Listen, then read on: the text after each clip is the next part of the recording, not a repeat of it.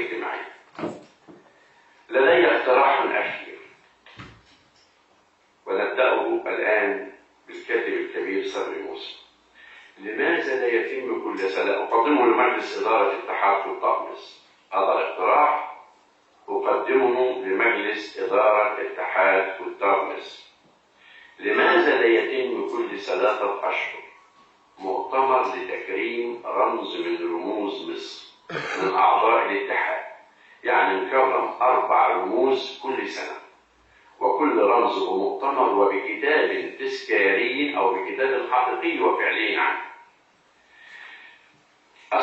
قبل أن أنهي كلامي نقف معا لنتذكر ولنترحم على شاعر مصر الكبير أحمد فؤاد نجم، وأيضا عرفانا وتقديرا للمناضل الإفريقي العالمية الإنسانية نيلسون مانديلا.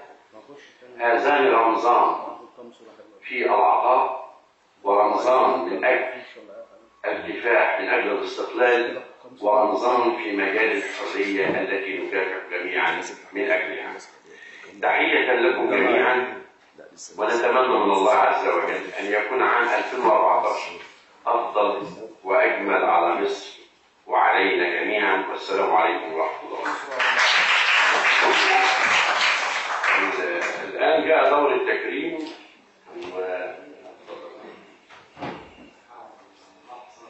فقط حول الاقتراح الجيد الذي تقدم به أمين عام المؤتمر لاتحاد الكتاب بضرورة تكريم رمز من رموزنا كل فترة أو بشكل دوري، أن نتقدم دائما لتكريم هذه الرموز التي تظهر بها مصر والتي يظهر بها اتحاد الكتاب. أنا بعتقد أن هذا اقتراح جيد جدا ونقبله، ويعني بمجرد انتهاء هذا المؤتمر يجب أن نبدأ في الإعداد للمؤتمر القادم برمز جديد من رموز الثقافة والأدب في مصر. هذا اقتراح جيد أشكرك عليه، وأعتقد أن مجلس الإدارة سيرحب به وسيبدأ العمل على أساسه. أما حلمك حول علاج الأدباء وأن يكون لدى الاتحاد مثل هذا البرنامج، فللأسف هقول لك أنه هذا لن يتحقق لأنه لن تكون هناك حاجة لمثل هذه البرامج النوعية التي تقوم بها النقابات والهيئات والشركات. فالدستور الجديد الذي بين أيديكم الآن ينص ولأول مرة في دساتير مصر على التزام الدولة بأن تؤسس لمظلة تأمين صحي لجميع المواطنين كما يحدث في كل الدول المتقدمة. ففي بريطانيا لو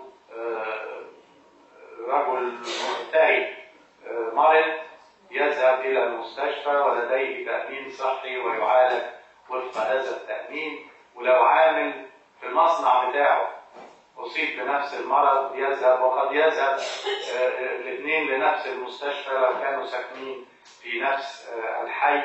وربطنا أيضا بين هذا التأمين وبين جودة العلاج وفق المعايير الدولية. أعتقد هذا هو، نحن كنا من جانبنا كاتحاد كتاب أو نقابة صحفيين أو مؤسسة الأهرام أو غير ذلك نقوم بهذا العمل لأن الدولة لم تكن تقوم بواجبها الحقيقي، وهو أن تكفل هذه المظلة، مظلة التأمين الصحي.